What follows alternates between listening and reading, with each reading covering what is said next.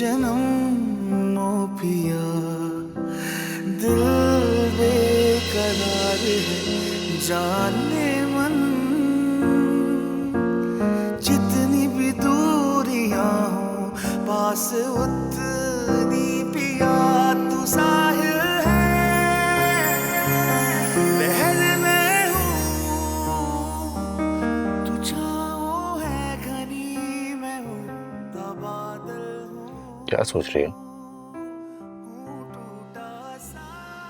सोच रही हूँ कि रिश्ते भी कांच की चूड़ियों की तरह होते हैं, जितने खूबसूरत उतने नाजुक। हमारा रिश्ता लोहे के कड़ी की तरह है, हर मुश्किल हर सख्ती को बर्दाश्त कर लेगा, लेकिन टूटेगा कभी नहीं। ये तुम मुझे दे दो। आप क्या करेंगे? मैं यादों को महफूज कर लूंगा।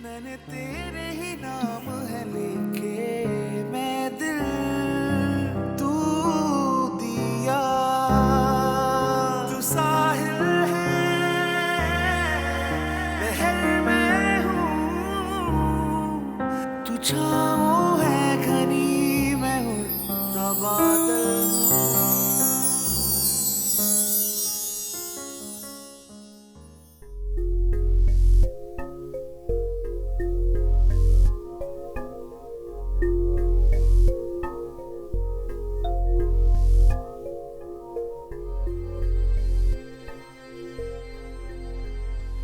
मरे हुए रिश्ते की लाश को दिल में रखकर नया रिश्ता जोड़ने की कोशिश करोगे तो नहीं कर पाओगे।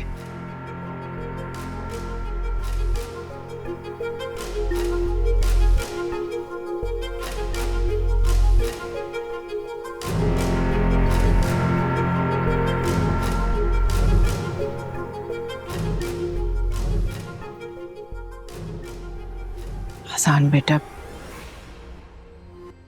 मैं जानती हूं कि दिल कोई कागज का टुकड़ा नहीं होता है जिसके ऊपर जब चाहे किसी का नाम लिख दिया और जब चाहे किसी का नाम मिटा दिया।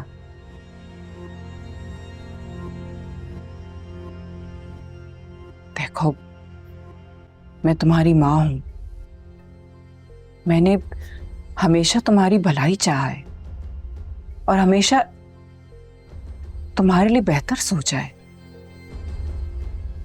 और हमेशा इस खानदान की भलाई का सोचा है। देखो, I know that Romana is the right choice for you. वो हमारे स्टेटस को मैच करती है, फैमिली वैल्यूज अंडरस्टैंड करती है, भले थोड़ी सी लाउड हो, ब्लंट हो, बट तुमसे प्यार करती है वो। She really loves you. वो पागल है तुम्हारे लिए, उसको चांस तो दो ना। देखो, हैदर के जाने के बाद मैं तो बिल्कुल अकेली सी हो गई हूं। मानी भी नहीं रहा हमारे पास। हैदर के होने से ये घर संभल कर रहता था, लेकिन अब देखो सही ये घर नहीं संभल रहा है। प्लीज प्लीज मेरी मदद करो।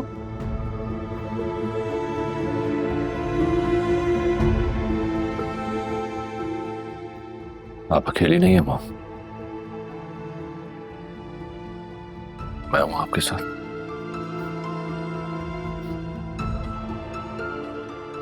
इस घर को बिखरने नहीं दूंगा, आई प्रॉमिस।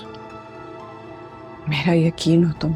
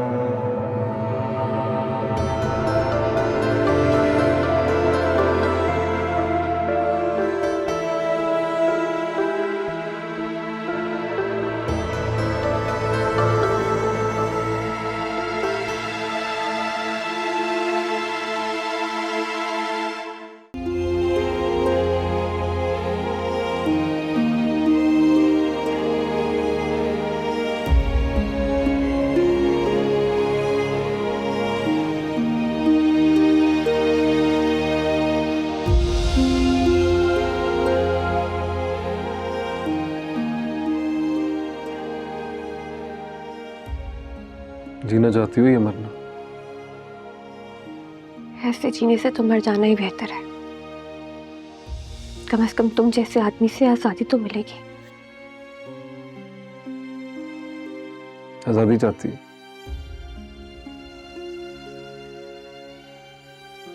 जाने दो मुझे यहाँ से,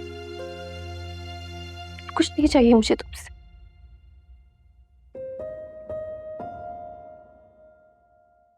नहीं जाने दे सकता।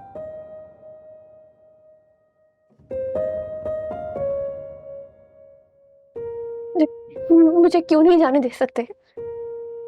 देखो मैं ना तुम्हारे ना किसी और के किसी के रास्ते में नहीं आऊंगी। खुदा का वास्ता है, रहम खाओ मुझ पर, जाने दो मुझे। जाने देता तो हाँ, लेकिन तुम्हारी हिफाजत का वादा किया है। हिफाजत का?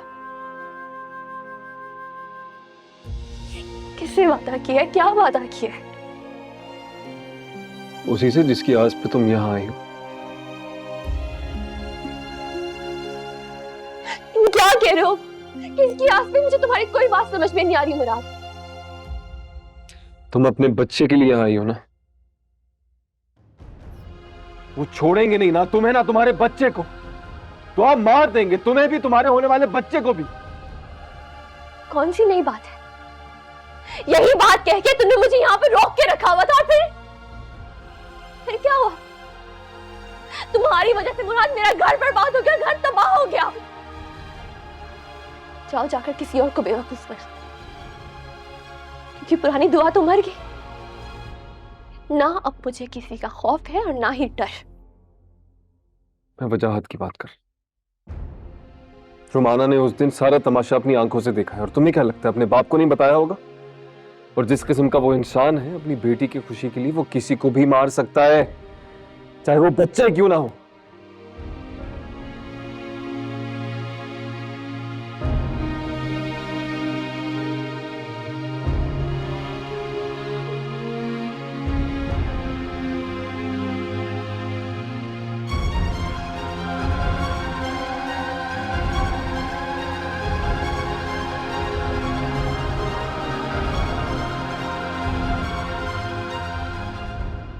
I still cannot believe it. No. It's very hard to believe कि तुमने मुझसे सच छुपाया। Yes dad. डैड, मैंने आपको इसलिए सच नहीं बताया क्योंकि मैं आपका नेचुरल रिएक्शन देखना चाह रही थी। यानी अपने डैड से झूठ बोला तुमने? डैड तुम सॉरी, प्लीज नाराज मत होए। ब्लैकमेलर हो तुम, emotional blackmailer.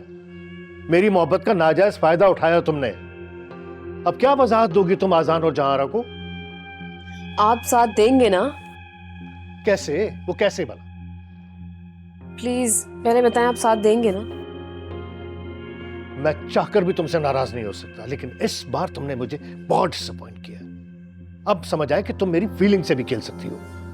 Dad please try to understand, situation ही कुछ ऐसी हो गई थी, मुझे ऑन स्पॉट फैसला लेना था। और मैंने अजान की आंखों में दुआ के लिए दर्द देखा। तो तुमने अपनी प्रेगनेंसी का झूठ बोल दिया। अब इस बात को कवर अप कैसे करोगी? जहारा पता नहीं कैसे रिएक्ट करेगी। ओ कम ऑन डैड, आप जानते तो हैं जहारा आंटी को, एक नंबर की चालाक औरत है वो। सारी जिंदगी अपने मफाद के लिए लोगों को यूज किया है उन्होंने। सही और गलत फैसला कभी देखा ही नहीं। और अगर मैंने उनके जरा से इमोशंस के साथ खेल लिया तो इसमें क्या है? कंट्रोल योरसेल्फ बेटा। अब ये खेल दिन ब दिन बहुत खतरनाक होता चला जा रहा है। आपने देखा नहीं कैसे अजान मेरी मुट्ठी में आ गया है। अब तो वो दुआ के बारे में सोचता भी नहीं है। बेवफाई भी दिल में लगी आग को बुझा तो देती है डैड, लेकिन सिर्फ आर्जी तौर पर। और वक्ती तौर पर मोहब्बत की ये जलती बुझती चिंगारियां फिर से आग पकड़ लेती हैं। उसी वक्त मुझे लगा कि इस दुआ का परमानेंट सोल्यूशन निकालना है मुझे। तो निकला कोई सोल्यूशन? बोलो क्या सोल्यूशन है?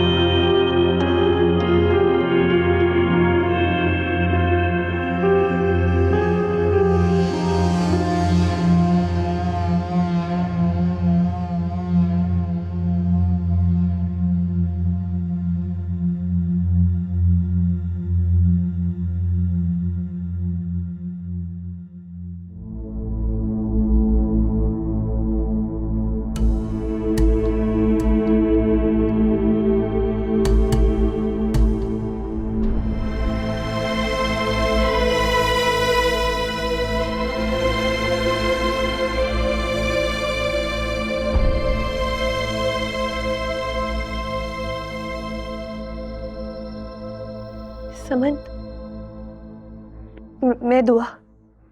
शुक्र है तुमने फोन तो लिया। तुमसे कितनी बातें करनी थी। सबसे पहले तो मुझे ये बताओ कि अजान भाई कैसे हैं, तुम कैसी हो, अपनी दास्तान सुनाओ।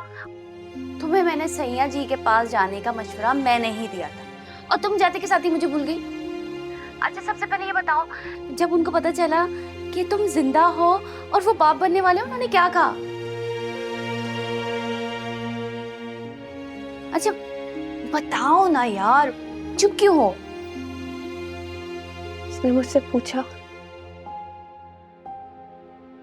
उसने पूछा कि मैं इतने दिन कहाँ रही, किसके साथ रही। उसने कहा कि इस बच्चे का बाप कौन है। समन, उसने मुझ पे एतबार नहीं किया। वो मुझे ऐसे देख रहा था जैसे मैं कोई अजनबी हूँ, जैसे मैं वो दुआ हुई नहीं जिसके साथ उसने मोहब्बत की कसमें खाई थी। वो मुझे ऐसे देख रहा था जैसे मैं कोई बदकिरदार बदचलन औरत हूँ। चंद दिनों ने बहुत फासले डाल दिए हमारे बीच। समन, बहुत फासले डाल दिए। कैसे हो सकता है दुआ? ये तुम कैसी बातें कर रही हो? मुझे भी यकीन नहीं आया। मैं तो अभी तक बेयकीन। मेरे तो अल्फाज ही जैसे खत्म हो गए थे। अपनी सफाई में देने के लिए एक लफ्ज तक मेरे मुंह से नहीं निकल सका। तुम मुझसे पूछ रही हो ना कि उस दिन क्या हुआ? मुझे भी नहीं पता क्या हुआ। मुझे भी समझ में नहीं आया, कुछ भी समझ नहीं आया। तो खत्म हो गई हूँ मैं खत्म हो गई हूँ। समझ तो दुआ,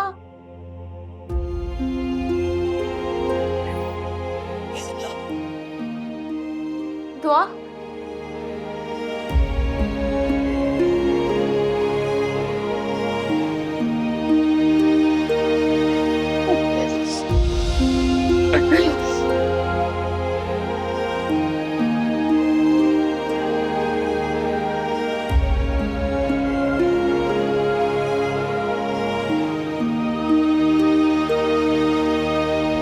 जी ठीक हो गया। मुझे आप डिटेल व्हाट्सएप कर दीजिएगा, मैं देख लूंगा। नहीं, मैं बेगम साहिबा को तो प्रिंटेड कॉपी दूंगा डॉक्यूमेंट्स की। ठीक हो गया। कल तकरीबन 2-2:30 बजे तक मैं बाद में बात करती हूँ। अल्लाह हाफ़िज़।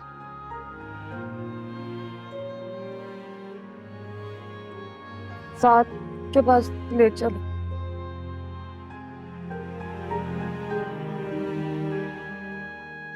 कल ले चलता हूँ।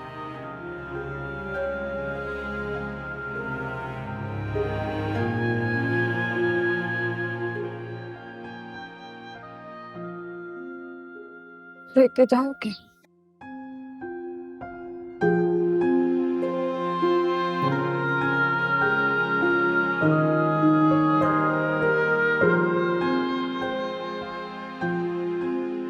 ले चलूंगा।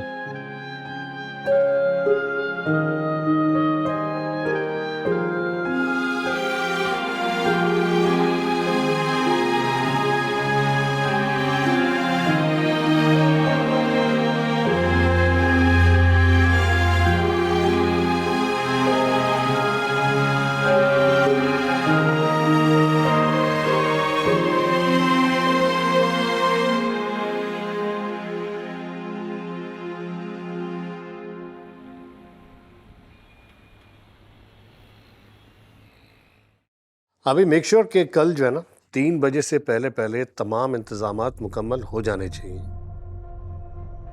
ठीक है, ओके। कैसी हो Ramana? I am more than fine. अच्छा लगा सुन के।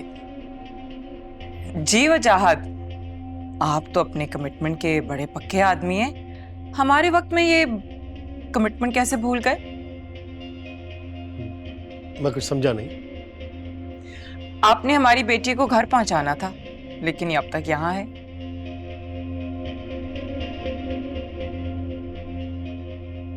भाई जहारा बेगम, अगर ये बात आजान करता कि उसकी बीवी को घर पहुंचाना है तो अच्छा भी लगता। बिलीव मी, आजान बहुत एक्साइटेड है, बल्कि अपना रूम भी रोमाना के हिसाब से सेट करा रहा है। अरे भाई, देख लेंगे दामाद साहब की एक्साइटमेंट भी। और रही बात रोमाना की, तो रोमाना की बर्थडे है कल, और आज तक ऐसा हुआ नहीं कि रोमाना ने अपनी बर्थडे घर के अलावा कहीं और मनाई। तो बर्थडे करके आ जाएगी। वजह तुम शायद भूल रहे हो कि रोमाना सिर्फ तुम्हारी बेटी नहीं बल्कि मेरी भी बहू है, और शादी के बाद तो बेटियों की हर रस्में कस्में ससुराल में ही अच्छी लगती है। जहारा, मैंने जिंदगी को बहुत गौर से देखा है, बहुत करीब से देखा है। जिंदगी की शतरंज को जो है ना, बहुत समझ समझ के खेला हूं मैं। रिश्ते, नाते, दोस्तियां सब मैंने देख ली हैं, और शायद आज इसी वजह से इस मकाम पर हूं। सच पूछो ना तो मुझे तुम्हारे अंदर अपना आप नजर आता है, या यूं समझो कि तुम जो हो ना, वो मेरा फीमेल वर्जन हो। इसलिए मुझे लगता नहीं है, बल्कि मैं तो दुआ करता हूं कि तुम जो मोहब्बत मेरी बेटी के लिए दिखाती हो ना, वो सच साबित हो।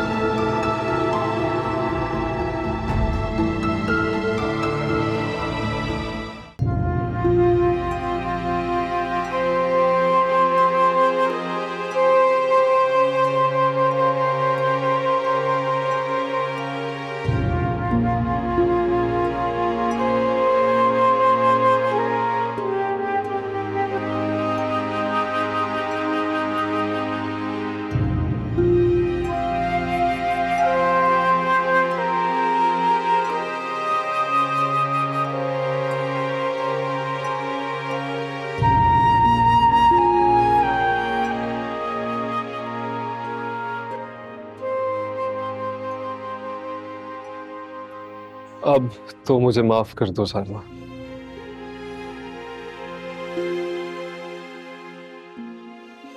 मैं जानता हूं जो कुछ हुआ है उसमें मेरी गलती है,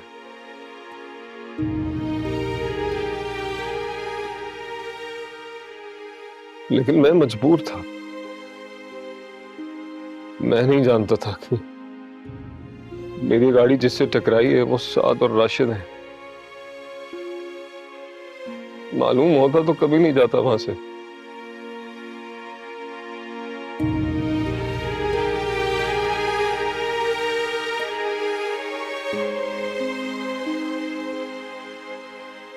एक बार जाना तो बनता था।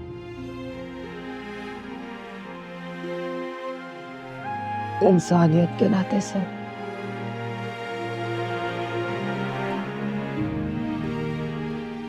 मेरा साथ, मेरा शौहर ना भी होते, एक बार जाके देखना तो बनता था ना।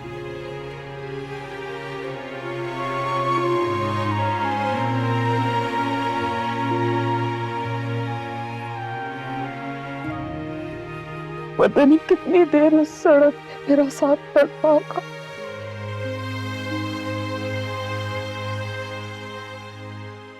बच्चे को चोट लगती है ना, सबसे पहले माँ को पुकारता है।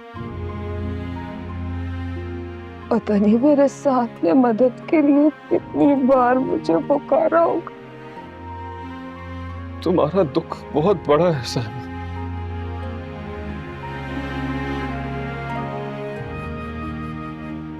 लेकिन मैं भी मजबूर था। हाँ, गाड़ी में मानी बाबा की तबीयत खराब थी और साहिबा ने मुझे वक्त नहीं दिया, ना कुछ सोचने का, ना कुछ कहने का, और ना कुछ करने का। तुम्हारा दिल क्या कहता था? चीख चीख कर पलट के जाने को, और मैं गया, लेकिन जब तक गया तो सब खत्म हो चुका था। बहुत मुश्किल से हिम्मत जमा करके वापस गया, लेकिन कुछ नहीं मिला।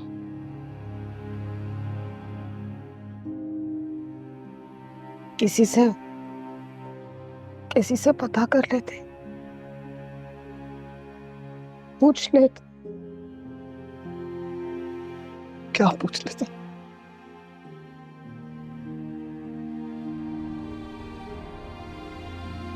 तुम्हारे पास आने की जल्दी थी।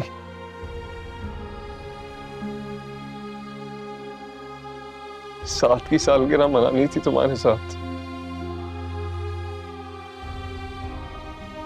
लेकिन बेगम साहिबा ने कहीं आने जाने से मना कर दिया था। उनको ये डर था कि कोई पुलिस में इन्फॉर्म कर देगा, और ऐसा ही हुआ। पुलिस आई थी घर, बेगम साहिबा ने पैसे देके उनका मुंह बंद करा था। ऐसी जालिम औरत की नौकरी छोड़ क्यों नहीं देते, जिसमें इंसानियत नाम की कोई चीज ही नहीं है। यही चाहता हूं, कोशिश भी की है, लेकिन पैसे में बहुत ताकत होती है साहिबा, और मैं तो शुरू से ही उनका गुलाम हूं।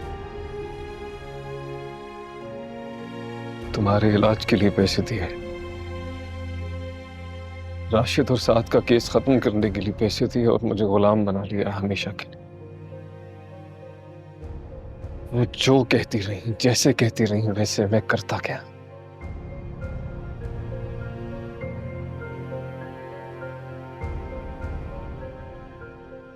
साइमा, तुम्हारी नाराजगी अब बर्दाश्त नहीं होती मुझसे।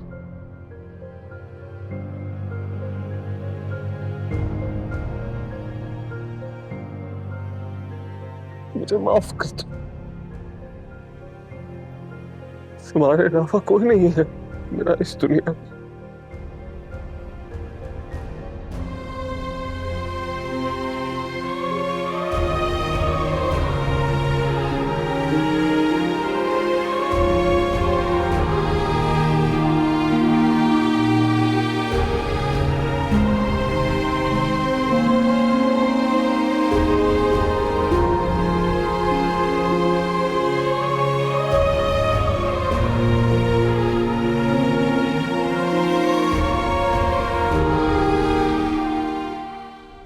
तो तूने रोमाना के साथ जिंदगी गुजारने का फैसला ले ही लिया? हाँ। और दुआ दुआ का क्या होगा? तू अपना फैसला सुना चुकी है, मूव ऑन कर चुकी है। इस बीच में रोमाना का क्या कुछ नहीं रहा।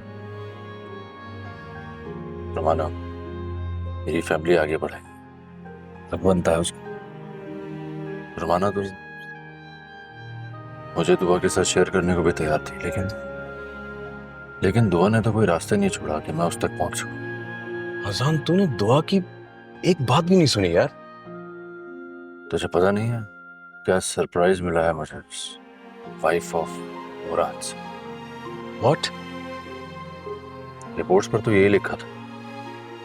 क्यों? अजान, रिपोर्टें झूठी भी बनाई जा सकती है यार। ये बता, मेरी जगह अगर तू होता तो क्या करता? वही जो तुझे करने को कह रहा हूं। मैं सामने वाले को उसकी एक बात रखने का मौका जरूर देता। तुझे मैं गलत लगता हूं और तू बेकसूर? तू मुझे गलत नहीं लग रहा है। इस वक्त मुझे तेरी सोच मैनिपुलेटिव लग रही है यार। यार अजान तो वो वाला अजान है ही नहीं। उसने दुआ का एक पल में हाथ थामा था यार। इसे एक पल की सजा आज तक भुगत रहा हूं यार। यहाँ कुछ बचा ही नहीं, सब खाली हो गया। मेरी आंखों की उदासी, मेरे दिल की बर्बादी उसे समझ ही नहीं।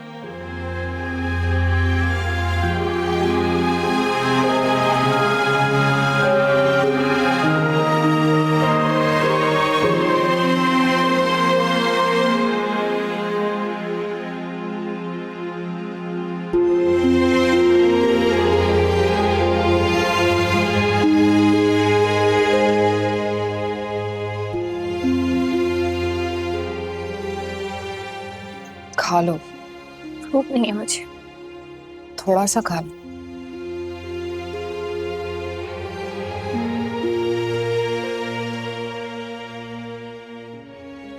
खाना नहीं खा रही?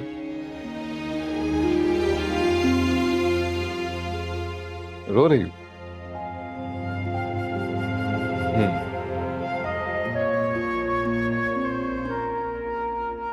उसके लिए रो रही हो जिसने एक बार भी तुम्हारी मोहब्बत पे यकीन नहीं किया।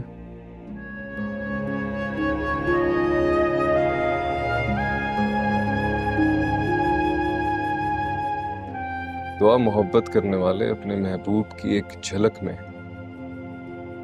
उसके आंसुओं में छुपी सच्चाई को पहचान जाते। मैं लानत भेजता हूं ऐसी मोहब्बत पे। सबके सामने मुझे बदकिरदार साबित करके मेरे सामने यूं मेरे खैरखा बनने का ढोंग बंद करो मुराद। मैं तुम्हारा खैरखा हूं दुआ, इसलिए तुम और तुम्हारा बच्चा अभी तक जिंदा है। मैं मना कर देता पता है क्या होता? बेगम साहिबा किसी और को पैसे देकर तुम्हें अपने रास्ते से हटा देती। मैं हूं तुम्हारा खैरखा।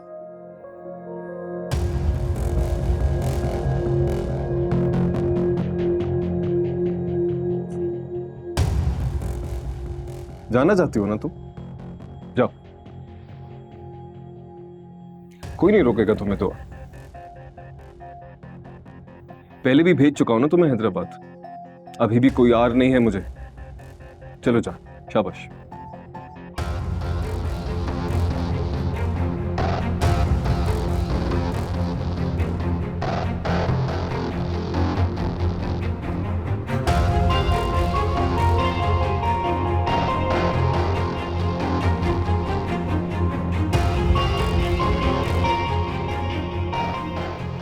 एक बात याद रखना दुआ,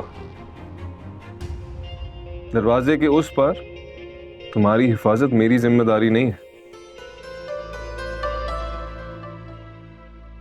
तुम्हारा एक जज्बाती कदम दुआ तुम्हारे और तुम्हारे बच्चे की मौत का सबब बन सकता है दुआ,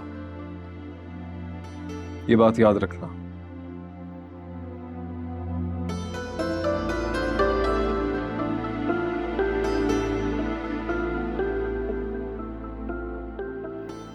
तो तुम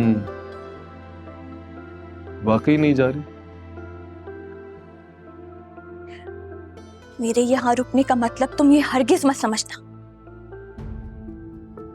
कि मेरे दिल में तुम्हारे लिए जरा से भी हमदर्दी पैदा हो गई है।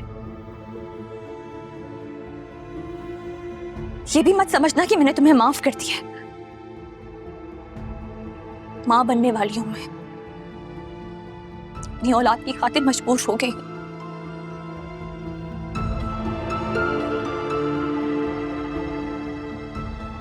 मैं अच्छा आदमी नहीं हूं, जाहिर भी नहीं करता, और तुम्हारी कहानी में मैं बुरा नहीं बनना चाहता। झूठ के रंग चाहे जितने भी गहरे हो, वक्त के साथ साथ फीके पड़ ही जाते हैं। मेरे और तुम्हारे दरमियान में कभी कुछ नहीं था। ये हकीकत एक ना एक दिन आजाद के सामने खुलकर आ जाएगी। फिर मुझे ये तुम्हारे तहफ्फुज़ की जरूरत नहीं पड़ेगी। आजाद मुझे और मेरी औलाद को पूरी दुनिया से महफूज कर लेंगे, अपनी मां से भी।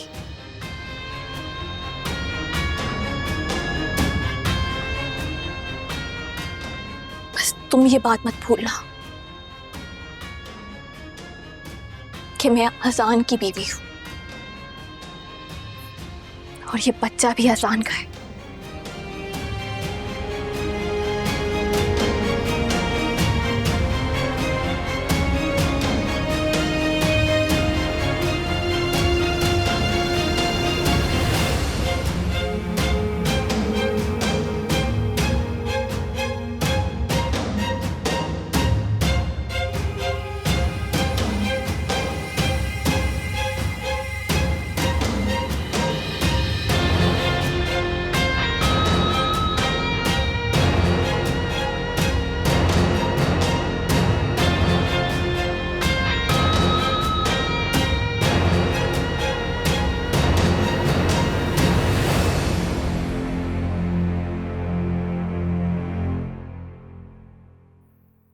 ना वो लड़की अजान की बीवी रहेगी और ना ही उसके बच्चे की माँ। क्या करोगी तुम? पूछे मत, बस आप देखते जाएं कि मैं किस तरह उस लड़की को अजान की जिंदगी से हमेशा हमेशा के लिए निकाल कर फेंकती हूँ। और फिर उसके बाद मेरा ये झूठ बहुत काम आने वाला है। और उसके बाद तुम्हारा सच अजान बर्दाश्त कर पाएगा? डोंट वरी अबाउट दैट, क्योंकि अजान बहुत शर्मिंदा होगा। उसको मेरा झूठ सच लगेगा और फिर वो खुद मुझसे माफी मांगने आएगा। इंतजार रहेगा तुम्हारी इस मूव का। लेकिन कल का इंतजार आपको मुझसे ज्यादा नहीं हो सकता।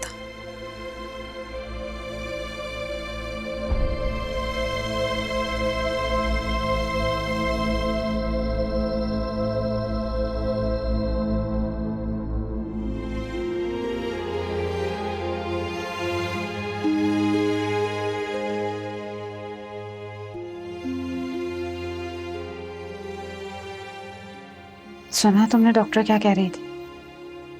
नींद की कमी, बेआरामी और टेंशन की वजह से तुम्हारा ये हाल। मेरी तो समझ में नहीं आ रहा कि तुम अपने साथ करना क्या चाहती। और खुद को तो छोड़ो, इस नन्ही जान पे रहम करो जो अभी दुनिया में भी नहीं आई। इसको किस बात की सजा दे रही हो दुआ?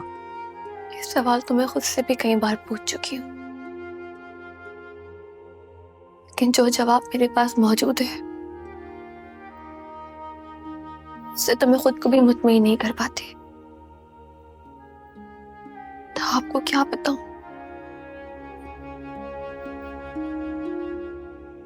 हैरत होती है, हैरत होती है सोच करके एक मर्द की मोहब्बत इतनी नाजुक होती है, इतनी नाजुक कि किसी की भी छोटी गवाही पर कमजोर पड़ जाए।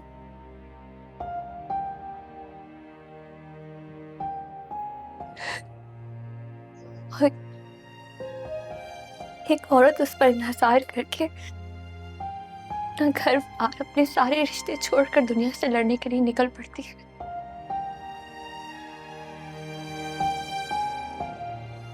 मेरे शौहर ने मुझ पर एतबार क्यों नहीं किया? क्यों मेरे बच्चे को किसी और का? इस सवाल का जवाब मेरे पास खुद नहीं है। जब तुम्हारा शौहर इस बच्चे को अपनाने को तैयार नहीं है तो फिर कौन है जिसने तुम पे इल्जाम लगाया? किसने तुम पे तोहमत लगाई? दुआ समा भाजी मुझ पर ये दवा लाया हूं।